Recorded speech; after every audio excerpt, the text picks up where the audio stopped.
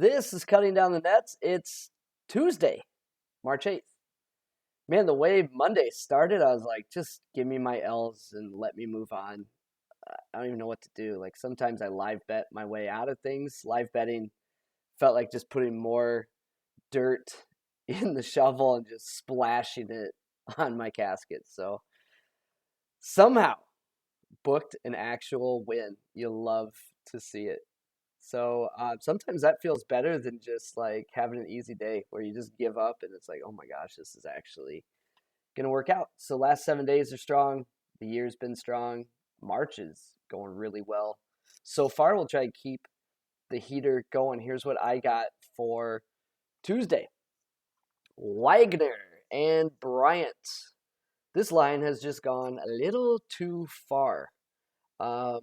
The game is at Bryant, but my number reflects that. I personally thought Wagner was cooked when Boogie Ellis went down, but here we are. They split the season series. Wagner's got a turnover edge here. They've got an offensive rebound edge.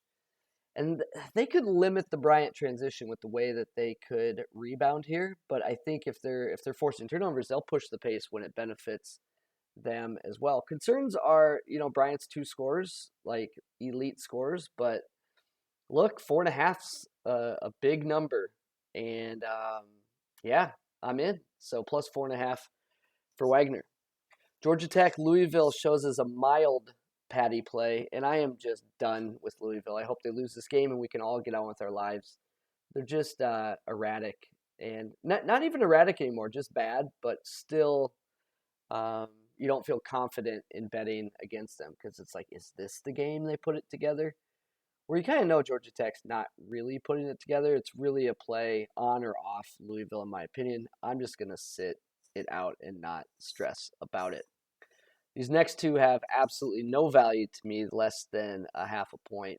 But we get to another play, Jacksonville and Bellarmine.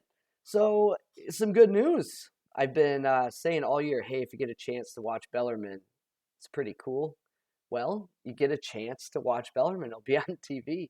Very unique offense. Definitely worth tuning in just to see how they move the ball and literally like never, ever, ever dribble.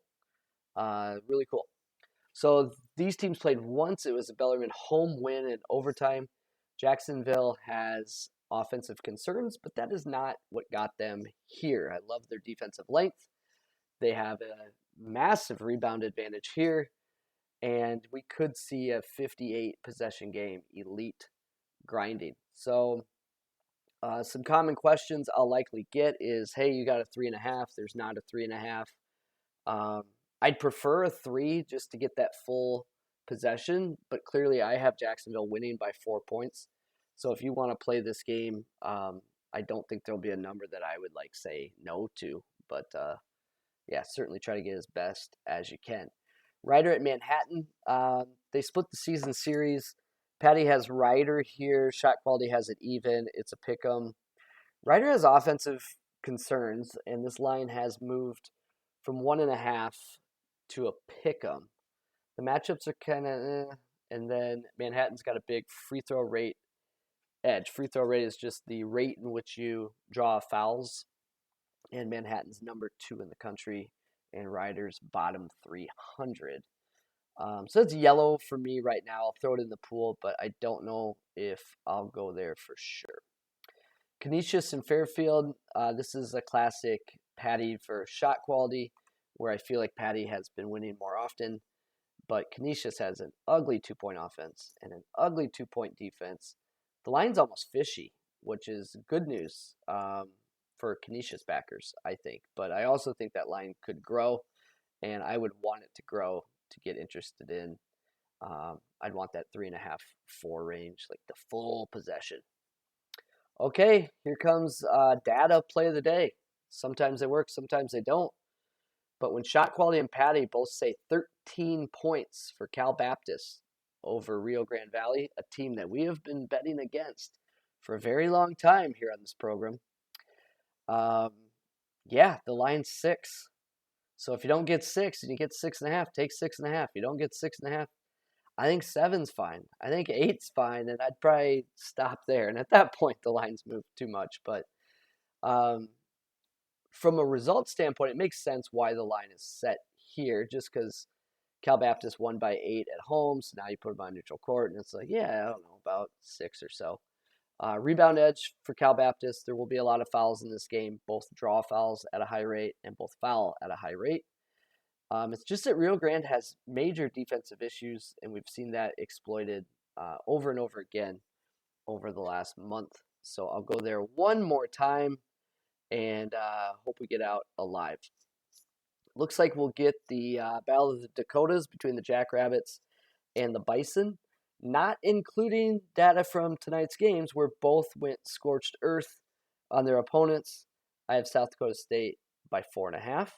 And then Delaware, UNC Wilmington, about a pick'em, not including data from tonight's games, which I would not expect that to move much since they both had kind of an expected performance, I guess, where those Bison and Jackrabbits were hot tonight. No one missed, but that's the Summit for you.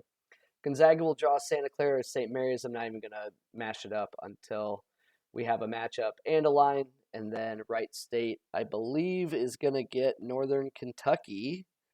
Yes, that one is almost final, and they'll get Northern Kentucky. So what this looks like for me, I've made 3 wagers so far. I feel like I've gotten great lines. I've been kind of watching it. It's nice this time of year to have them out ahead of time. But if you're off a little on these, I think that's okay. So Jacksonville, try to get a 3. Wagner, it's possible this line goes up. At some point, it needs to rebound, but it could get steamed tomorrow and may get an even better number. But I'm fine grabbing the 4.5 tonight.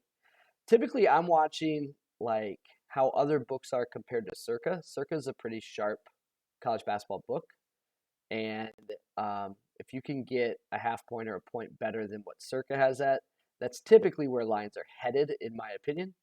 Doesn't always work that way, but that's a good leading indicator for me. And then Cal Baptist was a 6. I grabbed that like super, super early, and I expected it to be like 8 by now just because of how good a play it looked for me on paper. And all she is right now is 6.5. So that's what we got. And then I'm just kind of stewing on that Rider pick'em. Not sure if I'll go there. And then we'll get the Summit Championship, the Colonial Championship, the WCC Championship, and the Horizon Championship matched up. It'll be in the spreadsheet of this video. I wish you all great luck. Let's keep March burning hot, cutting down the nets.